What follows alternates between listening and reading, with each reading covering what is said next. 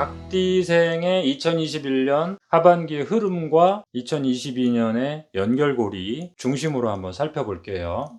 첫 번째는 화개살의 시간이라는 거와 두 번째는 2021년 자체가 보여주는 그 에너지 자체가 중요하다는 거죠. 닭띠생이 이 화개살의 시간을 어떻게 보내야 되는가가 첫 번째 중요하고, 두 번째는 2021년이 가지고 있는 자체의 에너지 상황, 새로운 시대가 열렸다, 각축장이다, 어떠한 제품도 결정이 나지 않는다. 그러나 향후 12년을 끌고 갈, 짧게는 6년이고 전체적으로는 12년을 끌고 갈 제품과 제도와 문화 시스템, 인물이 결정이 나지는 않지만 등장은 한단 말이에요. 그래서 이제 이 등장을 했을 때 닭띠생이 포착 능력이 대단히 뛰어나기 때문에 이 등장을 했을 때 이 제품을 그대로 포착할 것이냐, 조금 지켜볼 것이냐, 이 부분이 좀 고민거리란 말이에요. 그 기준점이 2021년이기 때문에 앞으로 어떤 기술이 또는 앞으로 어떤 학과나 전공 과목이 중요하냐, 이런 걸 결정할 때 이 시대적인 흐름도 대단히 중요하단 말이에요.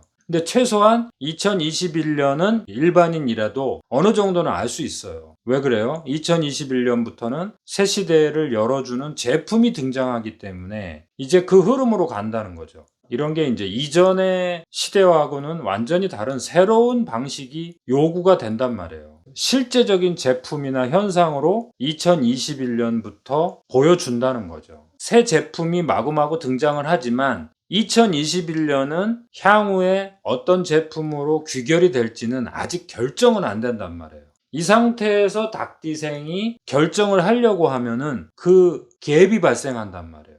당한단 말이에요. 그렇기 때문에 닭띠생에게 2021년의 하반기 흐름은 대단히 중요하다는 거죠. 물론 가을쯤 되면은 유구월이 되면 어느 정도 그 흐름이 보이기는 하지만, 그렇다 하더라도 2021년이 끝날 때까지는 올인하시면 안 된다는 거죠. 12월에서 2022년 1월 달에 뭐가 등장한다고 그랬죠?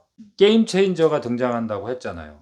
그 2021년에 그 혼잡되었던, 막 각축을 벌였던 제품, 제도, 인물, 문화 시스템이 이제 결정이 된다는 거예요. 그것을 게임 체인저라고 이해하세요. 그래서 이제 그것이 세상의 판도를 끌고 가는 거죠. 자, 거기에서 그것이 결정이 되면 그것을, 그 부가가치를 높여서 세상 사람들한테 알릴 수 있는 사람이 닭띠생이란 말이에요. 그래서 게임 체인저의 등장 그 시점, 요 시점에 닭띠생들이 대단히 조심해야 된다는 거죠. 닭띠생은 하늘 높이 날개를 펴고 올라가서 내려다보는 그 에너지가 있기 때문에 그 시대에 가장 부가가치가 있고 세상 사람들이 무엇을 갖고 싶어 하는지 이게 보인단 말이에요. 근데 이 보이는 게 더 위험한 거예요. 그래서 지켜봐야 된다는 거죠. 언제까지? 2021년에서 2022년으로 넘어가는 시점까지 지켜보고 분석하셔야 된다는 거죠. 너무 빨리 선점한다고 해서 결국에는 다 따져보면 그게 더 손해란 말이에요. 이 신축년의 세상은 소띠의 중에도 가장 특별하다고 했죠. 개혁과 혁신의 출발점이라고 했잖아요. 그러니까 그 개혁과 혁신의 출발점을 상징하는 제품이 등장했을 때 닭띠생이 가장 잘 포착할 수 있죠. 근데 그 포착한 것을 이 겁살 시기에 퍼뜨리고 싶잖아요. 이 겁살이라는 것은 경쟁 관계에서 우위를 선점하고 싶어하는 그 에너지란 뜻이에요. 그런데 이 겁자를 잘 보세요. 내가 세상을 제압할 수 있다는 뜻도 되고 제압당한다라는 뜻도 되는 거예요. 이 겁이라는 게. 동시에 그 두 개의 속성이 있다는 뜻이에요. 그런데 내가 제압할 수 있느냐, 내가 제압당하느냐는 언제 결정이 되는 거예요. 이 축에서 인으로 넘어갈 때 어떠한 제품을 선점하느냐잖아요. 근데 미리 결정을 해버리면은 각 축장에서 아직 전문화되고 독점화되지 않는 아직까지 미완성의 제품일 수도 있잖아요. 그 마지막 남은 위험성까지 체크하셔야 된다는 거예요. 전반기 여름에 또 가을로 넘어가면서 상당히 어느 정도 보인다 하더라도 대단히 우물쭈물하는 마음으로 점검하셔야 돼요. 그 개인의 인생 측면으로 본다면 화개살 시기에 어떤 것을 해야 돼요? 자, 여기 그림으로 한번 그려봤어요. 닭띠생이 그 소띠해를 만난다는 것은 자신의 그동안의 12년의 그 시간 속에서 가장 경건해지는 시간이다 이거예요. 자신의 존재를 담아놓는 그 시간이란 말이에요. 그럼 여기에다가 뭘 담아 놓겠어요? 12년 동안의 자기 업무와 인간관계를 담아 놓겠죠. 정리하는 시간이 되는 거예요. 그러면서 자연스럽게 노하우로 장착을 하겠죠. 또 그동안의 추억이나 경험을 또 기억하는 시간이겠죠. 그러면 이후에 자기가 어떤 일을 해야 된다라는 것이 또 뭐가 돼요? 결정이 되겠죠. 내 장점은 이렇고 내 단점은 이렇고 내 허점은 이렇고 내가 주변에서 또 이러한 평가를 받았구나. 그러면 나는 앞으로 어떠한 방향성으로 움직여야 되겠구나. 이게 자연스럽게 결정이 된다는 거죠. 자, 요 그림에서 닭띠생이 요 뚜껑 속에 들어가 있죠.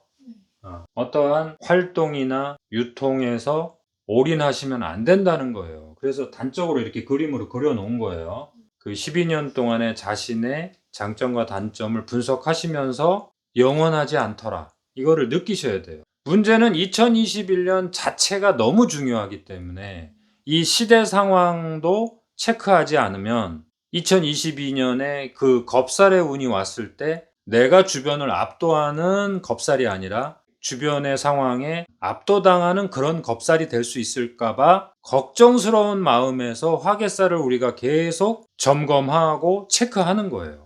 화개살이기 때문에 노하우가 장착이 되니까 이제 자신만만해질 거 아니에요. 그 노하우라는 것은 결국에는 12년의 흐름 속에서의 노하우일 뿐 2021년에 그 세상을 보장하는 노하우는 또 아니란 말이에요. 여기서 착각을 하면 안 되는 거죠. 항상 화개살 다음의 해에 새로운 품목을 가지고 유통을 한다든가 사업을 했을 때 겁살의 운이 오기 때문에 겁탈당할 수가 있단 말이에요. 압도당할 수 있단 말이에요. 주변 환경에 내가 완벽하게 준비를 했는데도 완전히 당할 수가 있단 말이에요. 자, 그래서 여기에다가 별표를 쳐놨어요. 이 시대 상황을 체크하지 않으면 과거의 경험일 뿐 한계점이 분명하단 말이에요. 작은 사업일지라도 이 부분은 생각을 해주셔야 돼요. 그래서 이 화개살 시기에는 뚜껑을 완전히 닫는 게 아니라 여닫을 수 있는, 자유롭게 여닫을 수 있는 뚜껑을 만들어 놓으셔야 돼요. 그래서 이 여닫을 수 있는 거에 뭐를 집어넣어야 돼요? 시대 상황을 집어넣어야 돼요. 그 화개살 시기에는 부모님을 생각하고 부모님을 또 살펴야 되고, 그 다음에 자기의 기술의 허점이나 장점을 살펴야 되고, 업무적인 내용이나 인간관계에서의 얽혀있는 부분들을 정리를 해야 되는 그런 시간이기도 하지만, 현실적으로 더 중요한 거는 이 시대 상황을 이 뚜껑 속에다가 담을 수 있게, 자기 것으로 흡수할 수 있는 그러한 융통성 있는 부드러운 뚜껑을 만들어야 된다는 거죠.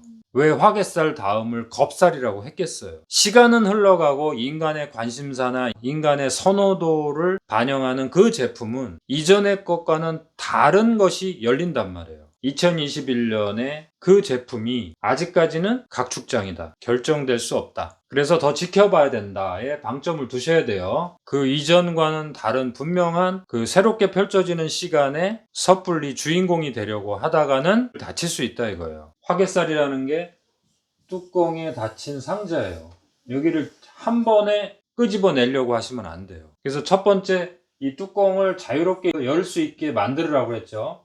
이전에 자기가 가지고 있던 12년간의 노하우만 갖고는 안 되기 때문에 이 뚜껑에 새로운 시대 2021년에 세상 사람들이 요구하는 시대의 상황을 다시 첨가를 해야 되니까.